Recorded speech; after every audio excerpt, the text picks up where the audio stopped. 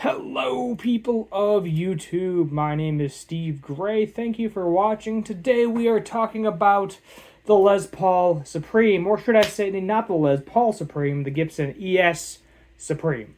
They're not calling it a 335. I'm not sure if it's based off of that, or maybe a 333 or a 339.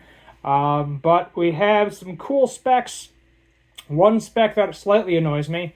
But these look really cool. Definitely a collector's item. If you got the cash for it, buy one.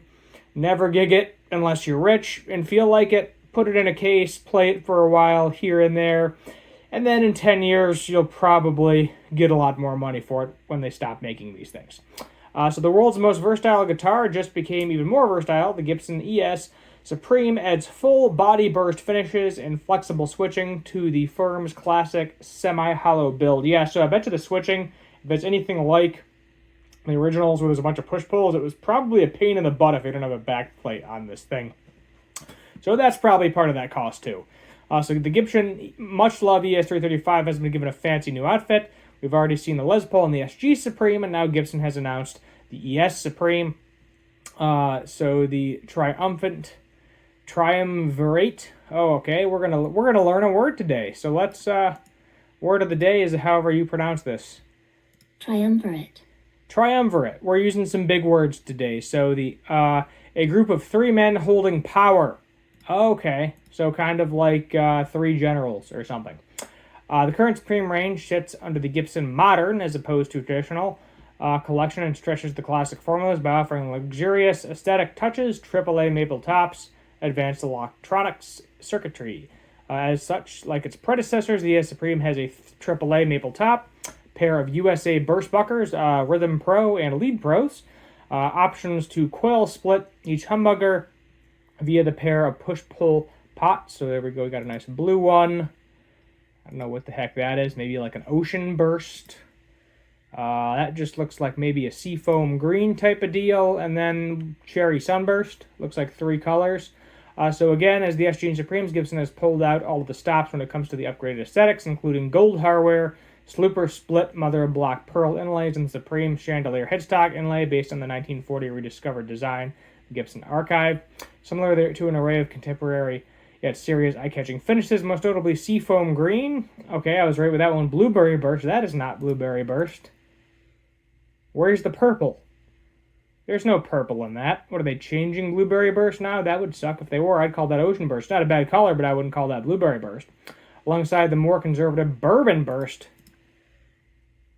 That is Cherry Sun. Okay, whatever. Anyway, moving on from me complaining about the names of the colors. However, the ES stands apart from the fellow Supremes by continuing that finish onto the rear of the guitar. So yes, you got a flame maple back as well on these things too. Making it a part of the plain back SG and LP. In terms of construction, AAA maple is combined in the 3-ply laminate with poplar and maple for the top, back, and sides. Then there's a maple center block, spruce bracing, and a mahogany neck. So I would have kind of liked, because I feel like, look at how dark it is. I know I understand different woods do different things with finishes, but I think that's just plain black. That looks like they just made the neck black for ease of access. We'll go onto the Gibson website and see if all of them are like that, or maybe it's just that's an extremely dark blue because of the mahogany. I would have loved a flame maple neck on this thing, or a flame mahogany neck. I know flame mahogany typically isn't a spec, but sometimes you get some figuring in it. But I think that would have been really cool. Just go all out with the flame, because you're charging an arm and a leg for this thing. So let's see, we read all that. Let's move down here. Meanwhile, the hardware includes aluminum Nashville Tunematic bridge, stop bar tailpiece, Grover locking keystone tuners. Gibson has also unveiled a 3-pickup ebony version. There you go. For the people that want that 3-pickup option, kind of neat they're continuing to do that. Available exclusively on its own site, which adds the Burst Bucker Pro mid in the central position. When paired with the colorways, gold hardware evokes an ES Black Beauty vibe. Yes, it does. Gibson ES has been a long surprise for flexibility, finding its home and everywhere from heavy rock to jazz, blues, funk, all that good stuff, coil tapping options, all that fun stuff. What is the price of this bad boy? $4,300 US. Ouch. That's all I have to say about that. Okay, So yes, I was mistaken. So based on the colors, the pictures are just playing tricks on you. Oh, yeah, why didn't they do that for all of them? So if you go for the bourbon burst, you get a red neck. You go for the seafoam green, you get a natural neck, which may sway your interest. If you go for the blueberry burst, I say that in quotations because there's no purple in there. I'd call it something else. I'm assuming that's a dark blue neck. It's really hard to tell from the pictures. Let's see if we get a close-up of the headstock. But that might be black, but I think this is just the pictures playing tricks on us. That is my best guess. And then there's a fourth finish that they did not include in the article.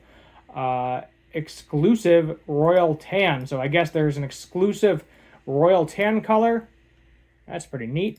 I do kind of like that. That's kind of like along the lines of a honey burst, if you will.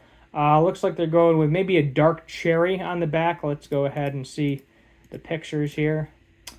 Yeah, that's just a dark mahogany. That's actually a light. So I mean, you go with the seafoam green, you get a lighter finish on the back, or you go with the exclusive royal tan, then you're going to get that dark mahogany finish on the back. And then obviously, if it's black, it's going to be black on the back. So let's see if they're doing the same exact controls. My guess is this the same exact controls here. So let's see if it tells you. Rounded C profile neck, compound radius, ebony board. There you go, compound radius. They didn't mention that either in the article.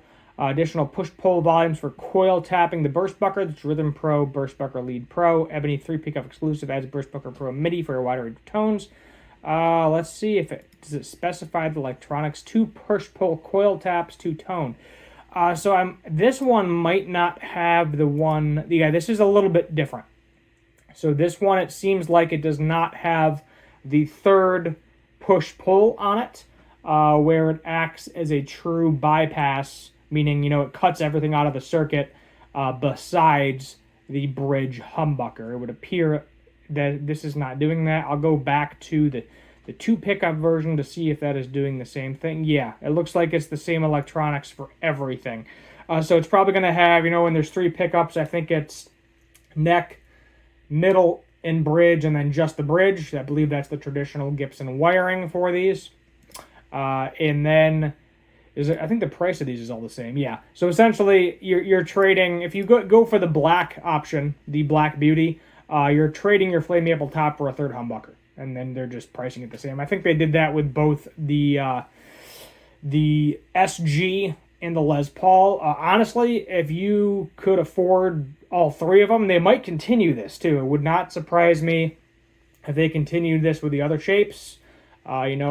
If the people are buying them and they are selling them, I could see a Supreme Explorer, a Flying V, a Theodore, possibly. I don't know if they're going to bring this to the Epiphone lineup, because the Supreme has never been in the Epiphone lineup. But I said a long time ago, they essentially said that everything that Gibson is going to do eventually will come to an Epiphone version. So honestly, it wouldn't surprise me. I think there would be a market for an Epiphone Les Paul Supreme. Basically same exact thing, same exact pickup, same electronics, but Epiphone on the headstock. Same headstock shape too.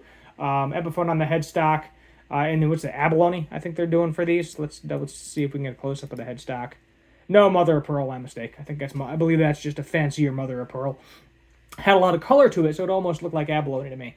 But I would not be surprised if they brought all of these, and with all the same colors, down to the Epiphone line. At some point, the Les Paul and the SG have been out for a while. There's no news on it, but who the heck knows? I guess it's just something where we're going to have to wait and see if/when it comes out. But these are really cool. Am I going to buy one of these? No. Am I ever going to buy one of these used? Also no. There's one Les Paul right now that I've set my eye on. I'm not going to tell you what. I might have mentioned it in a previous video, but I'm not going to mention it in this one because I don't want somebody going after it and snagging it on me.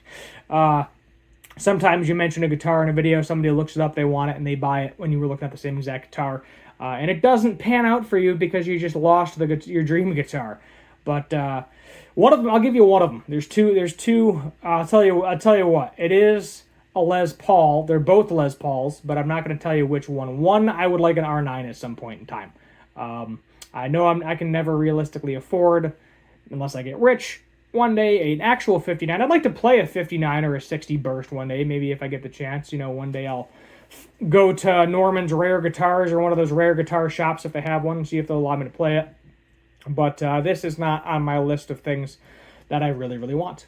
I would like a R9, and then there's another Les Paul, and a certain specific year. I will tell you, it's a specific year. It's not a birth year either. You would think it would be a birth year, but no, it is not. And if you're looking for a birth year guitar, depending on how old you are, that can either be very doable if you save up your pennies and your money in every paycheck for a while and don't frugally spend, or it can be impossible. Like if you were born in 1959, 1960, I am sorry.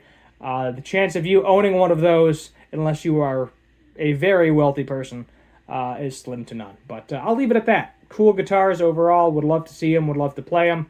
If you have the money, if you're in the market, collector-wise, definitely pick one up. As I said, take it out of the case once in a while, play it. This is more of an art piece than a guitar, because unless you're super rich or someone super famous, you're not going to be playing this thing out on a gig. You're not going to be playing it on stage. It'd be cool if somebody did play one of these things on stage. A few artists have over the years, I think, but very few and far between. So we'll leave it at that. Thank you for watching. Subscribe, notification bell, like, share, all that fun stuff. And as always, have a good one.